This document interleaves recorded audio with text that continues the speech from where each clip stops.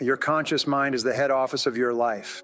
Its role is to deal with the information in your environment, analyze it, compare it against other information, and then decide what actions to take. But it is your subconscious mind that contains the great powers that can enable you to accomplish vastly more than you ever have before. At least 90% or more of your mental powers are below the surface. It is essential that you learn to tap into these powers to motivate, stimulate, and drive you forward toward the achievement.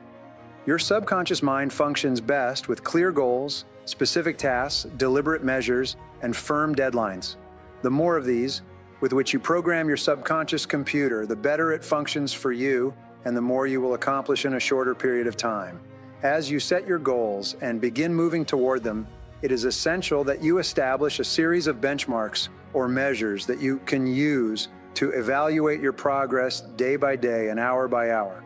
The more clear and specific the measures you set, the more accurate you will be in hitting your targets on schedule. Your subconscious mind requires a forcing system composed of deadlines that you have imposed on yourself for task accomplishment and goal attainment. Without a forcing system, it becomes easy for you to procrastinate and delay, and to put off important tasks until much later, if at all. There are 3 keys to peak performance in achieving your goals: commitment, completion, and closure. When you make a firm commitment to achieve a particular goal and put aside all excuses, it is very much like stepping on the accelerator of your subconscious mind. You will be more creative, determined, and focused than ever before. Great men and women are those who make clear, unequivocal commitments and then refuse to budge from them no matter what happens. Completion is the second ingredient in peak performance. There is an enormous difference between doing 95% of a task and doing 100% of a task. In fact, it is very common for people to work very hard up to the 90 or 95% level and then to slack off and delay the final completion of the task. This is a temptation that you must fight against. You must continually force yourself, discipline yourself to resist this natural tendency and push through to completion. Every time you complete a task of any kind, your brain releases a small quantity of endorphins. This natural morphine gives you a sense of well-being, elation. It makes you feel happy and peaceful, stimulates your creativity, and improves your personality. It is nature's wonder drug. The more important the task that you complete, the greater is the quantity of endorphin that your brain releases, very much like a reward for success and achievement. Over time, you can develop a positive addiction to the feelings of well-being that you receive from this endorphin rush. Even when you complete a small task, you feel happier. When you complete a large task, you still feel happier. When you finish the various steps on the way to the completion of a large task, at every achievement, you get an endorphin rush. You feel continuously happy and exhilarated when you are working steadily toward the completion of an important job. Everyone wants to feel like a winner, and feeling like a winner requires that you win. You get the feeling of the winner by completing a task 100%. When you do this repeatedly, eventually you develop the habit of completing the tasks that you begin. When this habit of task completion locks in, your life will begin to improve in ways that you cannot today imagine. In psychology, the reverse is always true. The incomplete action is a major source of stress and anxiety. In fact, much of the unhappiness that people experience is because they have not been able to discipline themselves to follow through and complete an important task or responsibility. If you have ever had a major assignment that you have been putting off, you know what I am referring to. The longer you wait to get started on an assignment, and the closer the deadline approaches, the greater stress you experience. It can start to keep you up at night and affect your personality. But when you finally launch into the task and push it through to completion, you feel a great sense of relief and well-being. It is almost as if nature rewards you for everything that you do that is positive and life-enhancing. At the same time, nature penalizes you with stress and dissatisfaction when you fail to do the things that move you toward the goals and results that are important to you. One of the most popular movements in modern management is toward the balanced scorecard. Using these scorecards, every person at every level of the business is encouraged to identify the key measures that indicate success. Then they give themselves scores every day and every week in each of those key areas. Here is an important point. The very act of identifying a number or score and then paying close attention to it will cause you to improve your performance in that area. For example, if someone were to tell you before a meeting that you were going to be evaluated on how well you listened in that meeting, your listening skills would improve dramatically.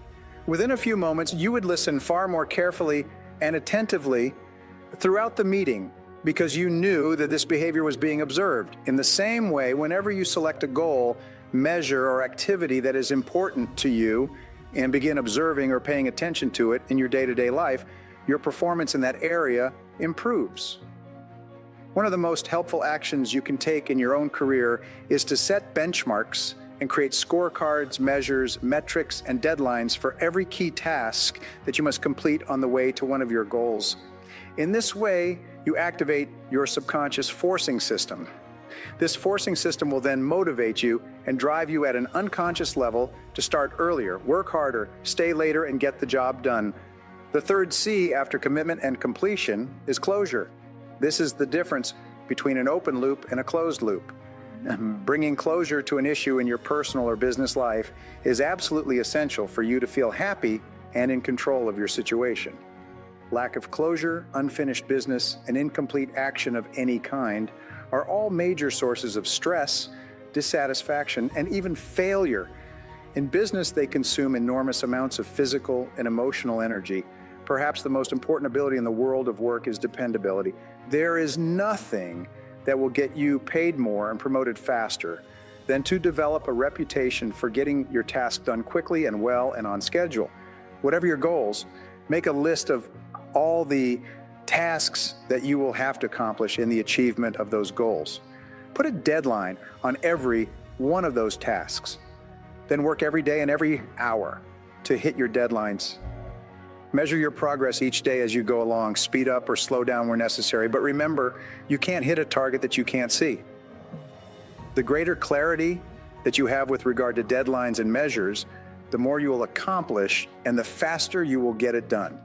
A goal or a decision without a deadline is merely a discussion. It has no energy behind it. It is like a bullet with no powder in the cartridge. Unless you establish deadlines to which you are committed, you will end up firing blanks in life and work. Sometimes people ask, what if I set a deadline and I don't achieve the goal by the deadline? Simple. Set another deadline and then another if necessary. Deadlines are best guess estimates of when the task will be completed. The more you set and work toward deadlines, the more accurate you will become in predicting the time necessary to complete them. You will become better and better at achieving your goals and completing your task on the schedule. Every time you have heard the question, how do you eat an elephant? And the answer is one bite at a time. This metaphor applies to achieving any big goal as well. How do you achieve a huge goal? You accomplish it one step, one task, one measure at a time. Break your long-term goals down into annual, monthly, weekly, and even hourly goals. Even if your long-term goal is financial independence, look for a way to break that down into how you are going to use each hour of the coming day in such a way that long-term financial independence is far more likely. If you want to increase your income, you know that all income is a result of added value. Look at everything you do and then ask yourself how you could add more value so that you can be worth more than you are earning today. Go and ask your boss, what one thing do I do that is more valuable than anything else? Whatever his or her answer, look for ways to perform more and more of that task and to get better and better at doing it. It is absolutely amazing how much you can accomplish if you break your tasks down into bite-sized pieces, set deadlines, and then do one thing at a time every single day. You have heard the old saying, by the yard, it's hard, but inch by inch, anything's a cinch. If you want to increase your hourly rate and your income, look for ways to get a little bit better at the most important things you do every single day. Read 1 hour per day in your field, listen to audio programs on your way to and from work, take additional courses whenever you can. These activities will propel your entire career onto the fast track. When you invest an extra 1 or 2 hours per day in self-improvement, the cumulative effect on your greater ability to get results can be extraordinary. If you want to lose weight, there's a simple 5-word formula: eat less and exercise more. If you discipline yourself to eat a little bit less, but eat higher quality foods and simultaneously exercise a little bit more each day, you can get into the rhythm of losing 1 ounce per day, no matter how much you weigh today. If you lose 1 ounce each day, that will equal about 2 pounds per month. 2 pounds per month will be 24 pounds per year. In no time at all, you can retrain your body and your appetite so that you lose the weight and keep it off for the rest of your life. If you want to become wealthy, begin to question every single expense. Set a goal to save $3, $5, or $10 per day.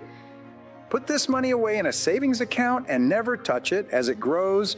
Invest it carefully in well-chosen mutual funds or index funds. Make daily, weekly, and monthly saving and investment into a habit and keep it up for the rest of your working life.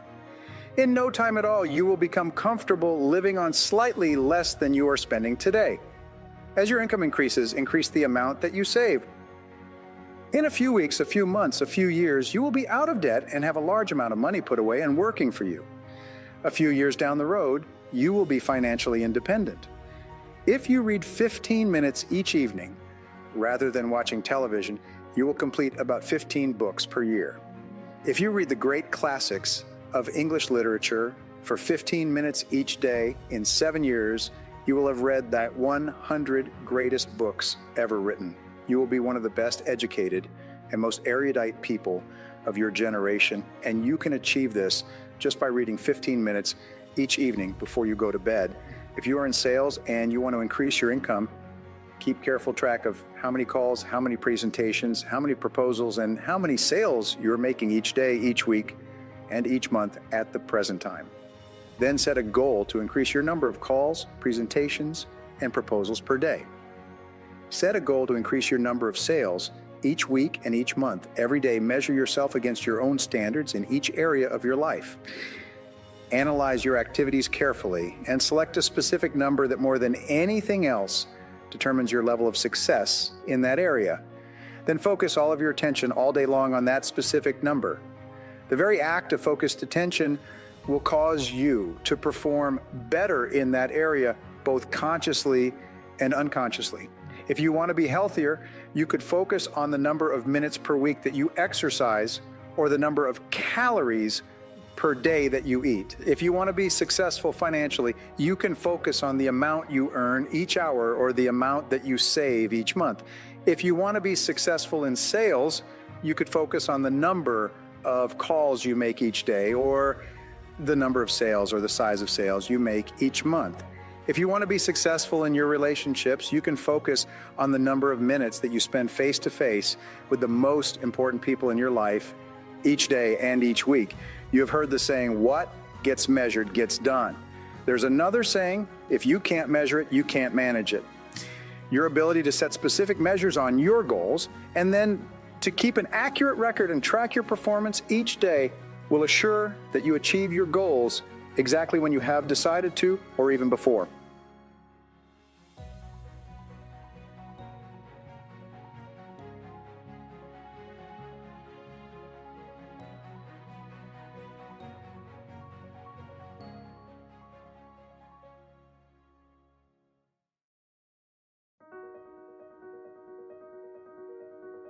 Here's the definition of success and failure.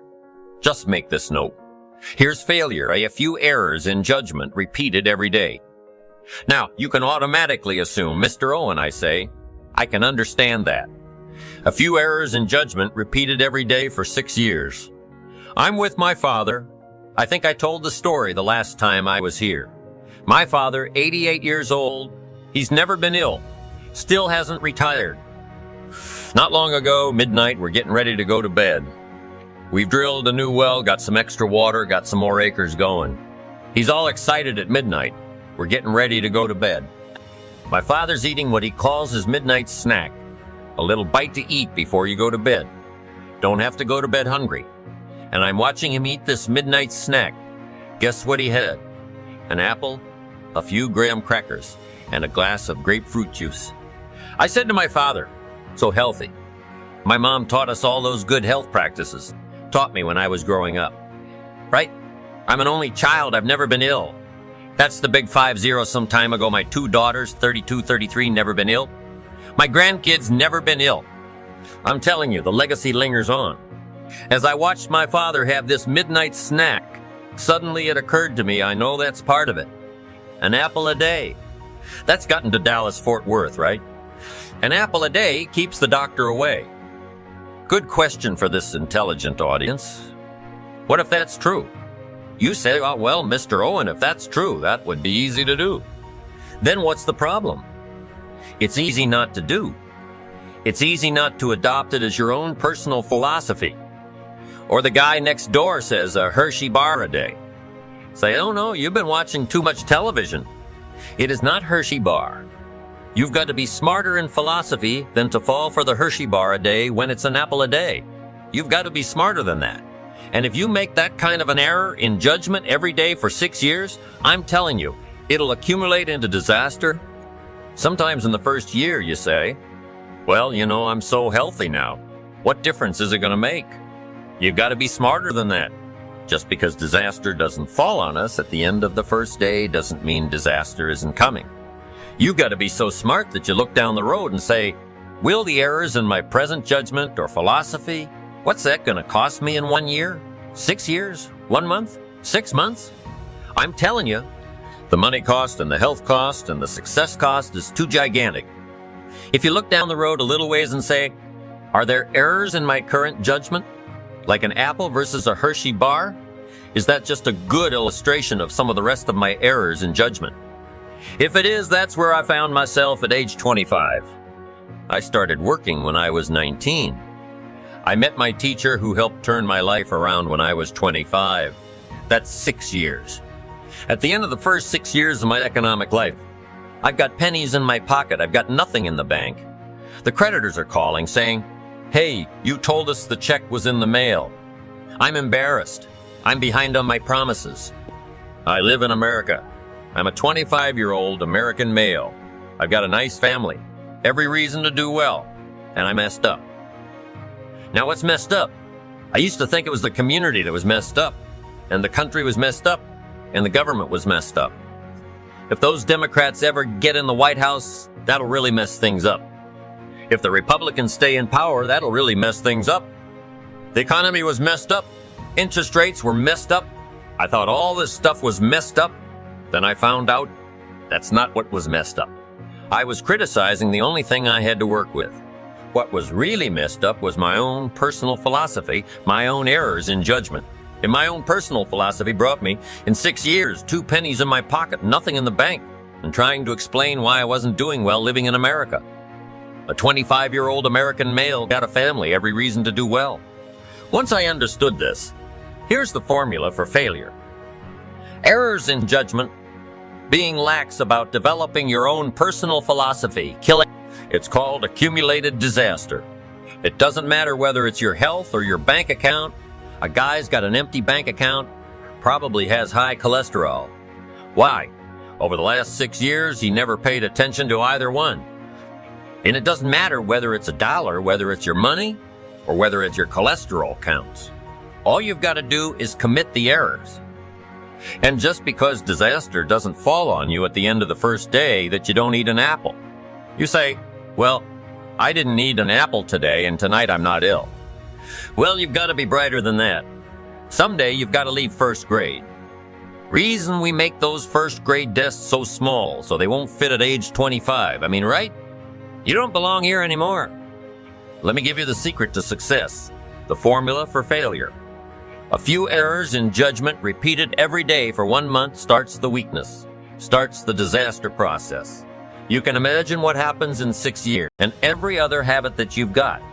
If you'll start that process, eliminate the errors, and replace it with disciplines practiced, I'm telling you, you can start this process of life change immediately after today. You don't ever have to be the same again, only by choice. You don't have to walk out of here the same as you walked in today, only by choice. You can start a whole new process. And you say, well, Mr. Owen, is it that simple? Yes, it's that simple. Where else would you start but with an apple? You don't have to start with something staggering. What if you should be walking around the block for your good health and you don't? What'll that do in 6 years? I'm telling you, the word is disaster. You could and you should and you don't. Here's an even stronger word. You won't. Don't might mean you're careless. Won't probably means you're stubborn, and either one is called disaster. Could, should, don't. I'm telling you. That's why at the end of 5 years, 6 years, I found myself with pennies in my pocket. Nothing in the bank. Creditors calling. Could, should, won't. Could, should, don't is called disaster. Now, how do you change all that? The next 6 years, I got rich. The next 6 years, I became a millionaire by the time I'm 31. I'm a millionaire. How about that? You say, well, Mr. Owen, what happened? Well, strangely enough, during that second 6 years of my economic life, the government was about the same. I'm telling you, taxes were about the same. My negative relatives were nothing. I'm telling you, the economy was about the same, and prices were about the same, and everything else was about the same. Circumstances were about the same. Then how come I got rich? How come I totally changed my life? I was not the same. Somebody says, well, what did you go to work on to do all that? I started with my philosophy. I started amending my errors by doing some better thinking, changing my mind, and coming up with ideas that I didn't have before I met my teacher. And once that whole process started for me, I'm telling you, I changed my whole life within a 6-year period. I was never the same, and I've kept up that process all these years. One of the reasons why I'm here is to continue my craft. I don't want the day to come someday somebody says, you should have heard Jim Rohn 10 years ago when he was really terrific. I want people to say, I heard him 10 years ago, but you should hear him now. I'm telling you, the man works on his craft.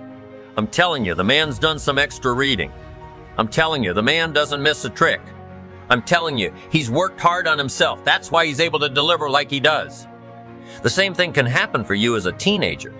It can happen to you as a mother, as a father, as a business person, as a salesperson. Running a business doesn't matter, management, wherever you find yourself. This is the process called personal change. And what I say to start with is start with your own philosophy. Your philosophy is going to determine whether or not you go for the disciplines or continue the errors. That's called potential disaster. And everybody has it within their power. What was so happy for me to find out at age 25, Mr. Show said. Mr. Owen, you don't have to change country, but you do have to change velocity. And if you'll change philosophy, not country, you can turn around your income. You can turn around your bank account. You can turn around your skills. You can become capable, powerful, sophisticated, healthy, influential, all the other equities that you could possibly want out of your life using the only stuff there is and not trying to change any of this stuff. Appreciate all of this stuff with all of its ups and downs, with all of its mystery of why it works and sometimes it doesn't work. Don't challenge this. You don't have to ask for another planet. You don't have to ask for another country. Just ask for another book. Ask for another seminar. Ask for another idea. And you can start this whole process of personal life change. Now, I can spend the whole day on philosophy. That's where it is. If I could get you intrigued with that enough to study it, enough to ponder it, to where you'd pick up the commitment like I did. Say, hey, as simple as an apple a day, as simple as a walk around the block? Why not start right there? If you don't start there, where else are you going to start? Might as well start where it's easy and then go to the more complicated discipline. Because if you can't handle the complicated, the simple disciplines, how can you handle the complicated thoughts? Held in mind produce after their kind. What you think becomes your reality. Earl Nightingale in his audio program, The Strangest Secret, says that you become what you think about. Ralph Waldo Emerson summarized this idea more than 100 years ago. Dimension of your external life. If you want to be happy, you need to clearly define for yourself and create the mental equivalent or picture of exactly what happiness means to you. If you wish to enjoy health and long life or happy relationships or financial prosperity, you need to create in your mind an exact, detailed picture of what you desire, as a result of a whole series of other laws that I'll be discussing. This becomes the critical starting point, that begins inevitably to lead you to the realization of your dreams and goals. The fourth law of success is called the law of correspondence. This law has been talked about for perhaps 4,000 years, and it's one of the fundamental laws that explains human experience. It simply says that as within, so without. It says that your outer life will tend to be a mirror image of your inner life. Your external world will tend to correspond almost exactly to what is going on inside both your conscious and subconscious minds. There are four major areas where you see the law of correspondence working all the time. The first is simply in your attitude. Whatever your attitude is, often before you even say anything, people will reflect it back to you in the way they talk to you, and treat you. As within, so without. The second area where the law of correspondence is evident is in your relationships. Your relationships will almost perfectly mirror your attitude and your personality. If you're a good and happy person, you'll have good and happy relationships. As you become a more patient and tolerant and loving person, your relationships will reflect this almost immediately, very much as a mirror will do. The third area of correspondence that you see is in your health. Much of your health can be directly traced to specific attitudes that cause you to suffer from minor and major illnesses. The extensive work that's been done in the area of holistic medicine seems to suggest that there are corresponding attitudes of mind for most illnesses that you or I suffer from, the common cold and flu, all the way up to the most serious illnesses that are often life-threatening. Whenever you're anxious or upset or unhappy for any reason, for any period of time, your body will begin to reflect those feelings. The entire basis of psychosomatic medicine is the conclusion that your mind, psycho, makes your body, soma, sick.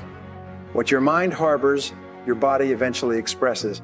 The fourth application of the law of correspondence is that your external world of material accomplishment will exactly correspond to your internal world of preparation. The more knowledge and skill you gain that helps you to be more effective in your work, the more you will be paid. You can't hope to acquire or achieve anything more on the outside until you've acquired it or achieved it on the inside. The law of correspondence reigns supreme. The fifth law of success is the law of belief, which says that whatever you believe with emotion becomes your reality. You always have a tendency to act in a manner consistent with your innermost beliefs and convictions. Your beliefs, in fact, act like a filter or a screen that edits out incoming information and only allows into your conscious awareness the things that you've already decided are true about yourself and the world. William James of Harvard said, "Belief creates the actual fact." In the Bible, it says, "Whatever a man thinketh in his heart, so is he." For example, if you absolutely believe that you are meant to be a great success in life and that no matter what happens, nothing can stop you from achieving the greatness that is yours, you'll act in a manner consistent with that belief, and you'll eventually make it come true. If you doubt your ability to be successful for any reason, this negative belief will be demonstrated in your tendency to hold yourself back. The most important part of the law of belief is the necessity for you to question your own self-limiting beliefs. These are the beliefs that act like the brakes on your potential. These are the nagging doubts and fears that people have about themselves and their abilities that cause them to sell themselves short. When you have self-limiting beliefs, you have a tendency to settle for far less than you may be capable of. Self-limiting beliefs revolve around your ability to lose weight or quit smoking or earn a certain amount of money or be attractive to members of the opposite sex or develop new abilities that are more conducive to your success and happiness. One of the most important steps you can take toward achieving great success is for you to question these self-limiting beliefs. You might even ask others who know you well what self-limiting beliefs they seem to think that you have that may be holding you back. Remember, self-limiting beliefs are often used as excuses. A good way to test your self-limiting beliefs is to ask yourself whether anyone else with the limitations you perceive you have has nonetheless gone on to achieve success. You can also look at your own actions to decide what it is that you truly value. Remember, it's not what you say or hope or wish or intend that is a true expression of your value. You only truly believe what you do. Your actions do speak far more loudly than your words. For example, if you truly believe in the values of persistence and dedication, it'll be evident in the things that you do every single day. If you truly believe in the values of honesty and integrity and self-discipline, you'll demonstrate these qualities in your every behavior. In fact, you can tell what a person values by looking at what they did in the past when the pressure was on. It's only when they're forced to make a choice that you know what it is you really value. For example, when you have to choose between family and work, or between money and work, or between money and honesty, your true values come out. The wonderful and important thing about your values is that you can develop them in yourself by disciplining yourself to act consistent with them, even if you haven't yet made them a fixed part of your character. I'll explain this later in the program. The seventh law of success is the law of motivation, which says that everything you do is triggered by inner desires and urges and instincts, many of which may be at an unconscious level, and your attitudes and behaviors will be determined by your dominant motivations, by what you really want and need in life, not by what you think you want. This is an extension of the law of values, and it's very important for you to understand. There's a simple formula called the ABC formula of human motivation and human action. The ABC stands for antecedents, behavior, and consequences. The antecedents are the things that happen before the behavior. The behaviors are the things you do. The consequences are what happens as a result of your behavior. We know that psychologically only about 15% of your motivation comes from the antecedents, from what you read or learn or are told to do or not do. However, about 85% of your motivation comes from your expectations, what you think will happen. It's your beliefs about the consequences, about the future, that cause you to behave in a certain way. The clearer you are about the consequences of your actions, and the more intensely you desire to enjoy the consequences that your behaviors may lead to, the more motivated you'll be. This is why it's so important to have absolute clarity with regard to your goals in each area of your life in order for you to be motivated to perform at your very best. An important point with regard to the ABC formula is that your behaviors are not guaranteed to achieve the consequences that you desire, but every behavior or action that you engage in will generate a consequence of some kind. One of the most important parts of understanding motivation and behavior is to realize that both actions and inactions have consequences. What you do as well as what you fail to do will have a consequence in your future, and sometimes the consequences can be dramatic and long-lasting. A good exercise in success is for you to write out a description of the type of person that you'd like to be and the kind of life that you'd like to be living. The most powerful faculty that you'd like to be living, the most powerful faculty that you have is your ability to think, your ability to understand. The more accurately you can think about who you are and what you want to accomplish and how to accomplish it, the more effective and successful you will be. The eighth law of success is the law of subconscious activity, and it has several applications. The first part of this law is that whatever thought or idea mixed with emotion you hold in your conscious mind will be accepted as a command by your subconscious mind, will be accepted as a command by your subconscious mind. This means that whatever thought, idea, or goal you can hold in your mind on a continuing basis, you can have because your subconscious mind will go to work to organize all of your thoughts and actions to bring it into your reality. If you desire to earn or attain a certain amount of money and you think about it continually day and night, and you use every means possible to drive this desire or hope deep into your subconscious mind will begin committing more and more of its reserve capacity toward bringing that goal or desire into your life. The second part of the law of subconscious activity is that your subconscious mind, once you give it the proper commands, will trigger your reticular cortex and its function, the reticular activating system. Your reticular cortex is a small finger, like part of your brain that alerts you to events and circumstances around you that are consistent with your dominant desires or concerns. For example, if you decided that you wanted to buy a red sports car, this desire would signal to your reticular cortex that red sports cars are now of paramount importance to you. From that moment on, you would see red sports cars everywhere. Even a block away, you would become extremely alert and sensitive to red sports cars, as well as to the means of attaining one of them. If one of your goals is to achieve financial independence and you imbue this goal with intense desire, your also controls your body language and your tone of voice. Professor Moravian of the University of California, Santa Barbara has concluded that when you communicate with others, fully 55% of the message you send is contained in your body language, 38% of the message you send is contained in your tone of voice, and only 7% of the message you send is contained in your tone of voice, and only 7% of the Message is contained in the actual words that you use, and your body language and tone of voice are largely controlled by messages about yourself and your goals that you've sent to your subconscious mind as the result of the way you think and feel.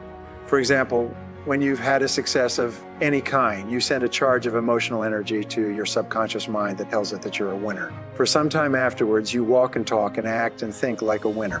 Your step will be brisker, your voice will be stronger, your eyes will be more focused, and your body language will signify this belief about yourself. Your subconscious mind will accept your predominant emotional thoughts and organize your entire body, voice, and tone to fit a pattern consistent with it. The ninth law of success is the law of expectations. It's often called the law of the self-fulfilling prophecy. It's one of the most powerful of all laws because of its simplicity and its predictability. This law simply says that whatever you expect with confidence will have a tendency to materialize in your life. You get not what you want, but what you expect with the greatest intensity. For this reason, an attitude of positive self-expectancy seems to go hand in hand with great success in every area of your life. The wonderful thing about the law of expectations is that you have the power to manufacture your own expectations. You can decide to expect only good things to happen to you. You can walk and talk and act as though you believe the entire world was conspiring to help you achieve your goals. You can become what W. Clement Stone is often referred to as an inverse paranoid. You can become convinced that the entire world is conspiring to do you good. The way that you apply the law of expectations is by constantly looking for the good in every person and every situation. When you have a temporary setback, you can look into the setback for the valuable lesson that it might contain. Instead of becoming upset, you can say to yourself something like, I believe in the perfect outcome of every situation in my life. This kind of affirmation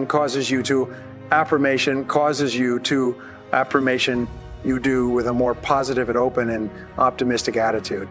The most powerful of all expectations are the expectations you have of yourself. You should approach everything you do with an attitude of calm, confident self-expectancy. You should expect to be successful more times than you're unsuccessful. Expect to win more times than you lose, and expect to eventually achieve your goals if you carry on long enough. The 10th law of success, which applies to many other areas of life, is called the law of concentration. It says that whatever you concentrate on and think about repeatedly with emotion tends to become more and more a part of your inner and outer life. Some of the most important work in psychology shows that if you dwell upon qualities that you wish to develop, like courage and sincerity and persistence, you tend to actually build those qualities brick by brick into your character and personality. The law of concentration goes hand in hand with the law of subconscious activity, and it largely explains the person that you are today. Whatever you've concentrated on in the past and are concentrating on in the present is having a major impact on your conduct and behavior. What you concentrate on largely determines the quality and quantity of the results that you get and the success that you enjoy. The 11th law of success is the law of habit. It says that virtually everything that you do is automatic and unthinking. You are largely a creature of habit. It says that from the time you get up in the morning to the time you go to bed at night, you have a tendency to follow the path of least resistance and to do the things that you've become accustomed to doing in the past. You eat the same foods for breakfast, you brush your teeth with the same toothpaste, you take the same route to work, you greet people with the same words, you go to lunch at the same time, you work in the same way. Now, there's nothing wrong with establishing habits that enable you to simplify your life. In fact, your life becomes successful to the degree to which many of the things you once needed to concentrate on, such as driving your car, have become automatic and unthinking. When you make certain things habitual, so they no longer require thought, your mind then becomes free to concentrate on other things that can be more helpful to you in achieving the things that you really want. There are several parts of the law of habit, and the first of these is that good habits are hard to form, but easy to live with. The second part is that bad habits are easy to form, but hard to live with. It's one of the hardest of all things to change. Are bad habits probably leading you to failure? The way that you overcome bad habits is simply to override them by the development of new, more positive habits. For example, if you have a golf swing that's causing your ball to go into the rough, you can override that habitual swing by taking lessons and learning how to hit the ball differently.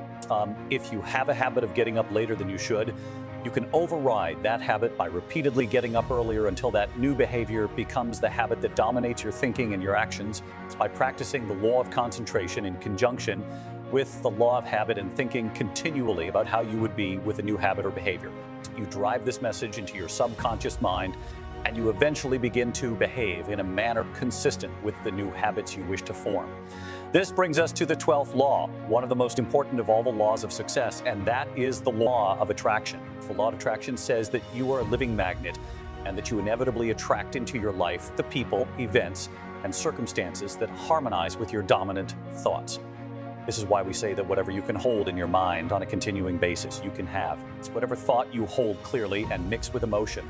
Begin setting up a force field of mental energy that begins drawing towards you the things that you need to achieve that goal.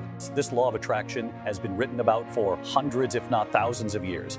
It's contained in the old folk sayings like attracts like, or like begets like, or you've perhaps heard birds of a feather flock together. My friend Mark Victor Hansen says that whatever you want wants you.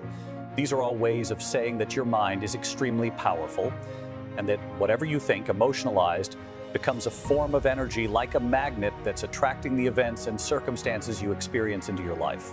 In music, the law of attraction is often referred to as the law of sympathetic resonance.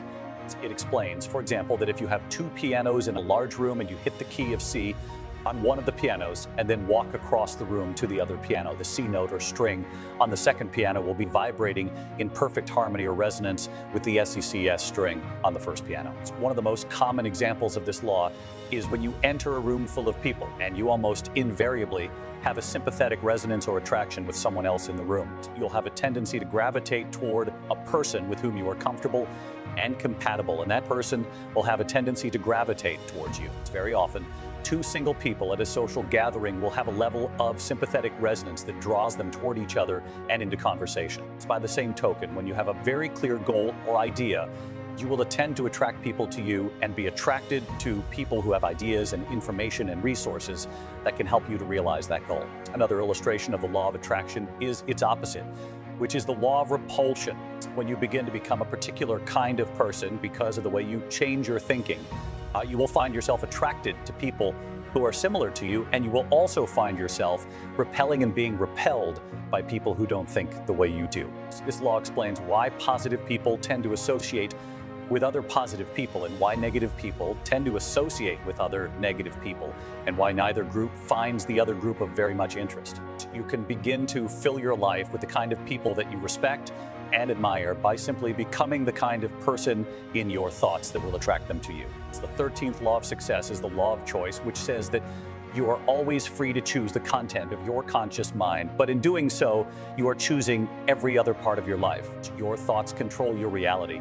And since no one else but you can think for you the thoughts that you choose to harbor determine everything that happens in your life.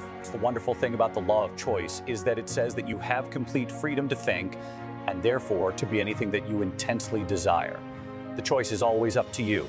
The law of choice also says that you are where you are and what you are because you have chosen to be there. If you are not happy with where you are and what you are, it's up to you to choose to be and do something else. The 14th law of success is the law of optimism, which simply says that a positive mental attitude goes hand in hand with success and happiness in virtually every dimension of life. The quality of optimism is the quality that makes you into a cheerful and pleasant person, a person that other people like and want to be around and help. The most successful men and women tend to be very likable people. The more optimistic you are, the happier you'll be moment to moment, and the more things you'll be willing to attempt. The 15th law of success, the law of change, says simply that change is inevitable. The only constant we have in life is that of change. Everything is changing even as you listen to this tape. But the wonderful thing about the law of change is that nothing is fixed either. All progress requires change. And since change is happening in any case, you can be and have and do anything you want by simply harnessing the forces of change and taking advantage of it. The law of change also says that your life can only get better when you get better, but not until. It says that you can't remain the same and somehow improve. The law says that if you don't take advantage of change, you will end up being the victim of change. Things will happen over which he paid for his average lifestyle. And like most average people, he was going nowhere with his life. Then one day, something happened to him. Perhaps he read a book that woke him up, or listened to an audio program, or attended a motivational seminar. Whatever it was, he wasn't the same afterwards. He realized that he could choose to do and be something else. He applied the law of choice. By the law of change, he realized that his life could only improve if he began changing in a positive direction. Using the law of cause and effect, he made some decisions about what he wanted to accomplish and then began searching out the causes of the effects he desired. By the law of optimism, he was positive toward himself and his possibilities. He expected good things to happen, triggering the law of expectations. He went to work on his thinking, and he began to dwell by the law of concentration on his ideal lifestyle. By the law of subconscious activity, he began to walk and talk like the person he envisioned himself becoming. He also began noticing opportunities to advance himself that he hadn't seen before. As he changed his thinking, he triggered the law of mind and the law of mental equivalency, and he created a clear picture of his goals. By the law of correspondence, his outer world began to reflect his new, improved inner world. His beliefs about himself began to change, and by the law of attraction, people and resources began to appear to help him move toward his goal. As he concentrated on his desires, his values and motivations changed, and he began developing the kind of habits that lead to success. In no time at all, by bringing his life into alignment and harmony with the laws of success, he began moving forward at a rate that surprised even him, and so can you. The laws of success are based on the foundational principle that in order for you to succeed, you must first decide what success means to you. You can then begin to apply these laws to your definition of success to bring it more rapidly into your reality. Get off of Instagram and Snap and get off all these blogs. Get into something that can really move your life forward. Getting successful is not a magic trick. The difference between successful people and non-successful people is here. If you want to be successful, you have to change this. This has to change. It's not what makes it hard. It's your lack of belief that it can happen for you. So if you're at a place in your life and you aren't happy with it, you have to change some things. You have to make a conscious, interesting decision that you're going to change, and it's not dependent on anybody else. You get to decide if you're going to be rich, poor, mediocre, plentiful, happy, sad. It's really not important what the majority of people that are blogging are saying. As a matter of fact, bloggers are not relevant people. So when you spend so much time in the blog world, the Instagram world, the chat world, all of this, you're wasting valuable time. I was young and I had what you have, and you're the brightest group of young people that have come along in a long time. Man, millennials are absolutely brilliant because you all have technology. You all got Google. You can Google anything. You all have stuff at your fingertips that can make you great. But if you could combine your technology with your parents' and your grandparents' work ethic, you could be rich. You could be rich, man, but you cannot erase the work ethic part. I hate it when I see young people wasting their time, wasting all this technology, just sitting around in this world that's been created for you, that everything is instant. You've got to understand that's success. You can't Google success. You can't Google it, man. I've seen stuff hopefully you'll never see, and I've seen some things I hope one day you do see, but go Google exposure. It ain't gonna take you nowhere. I have a life of convenience now, but in order to get the life of convenience, you've got to have a very uncomfortable life. Stop trying to do everything the short way. Stop trying to figure out the easy way because it ain't gonna happen. You gotta get messed up sometimes. You gotta get dirty. You gotta get your feelings hurt. You gotta get disappointed. You gotta get told no. But at least then when I see somebody trying and I tell them no, I try to at least give them something else. Once you get this, y'all, you can change everything. Negativity, you can protect yourself from negativity, and that's what stops most people. For all seen, it's a real simple exercise to do. I do it every morning before I walk out the door, so I walk out as a positive. I get tired sometimes because I get mentally drained from my job at times, but to coach your mind from negativity, the way you can put a coating around your mind is with one simple: gratitude. Gratitude erases negativity. If you wake up in the morning and start having negative thoughts, I'm tripping, I just don't feel myself. Every time you feel in the middle of the day, if you feel yourself doing that, stop. Just stop for a second and start going over in your mind everything you have to be grateful for, everything you already have. You can walk, that's a blessing. You woke up, that's another blessing. The fact that you can see, think, reason, that's another blessing. You can go somewhere and get yourself something to eat, that's another blessing. The ability to dream is a blessing. Start coating your mind with gratitude. It can change everything for you.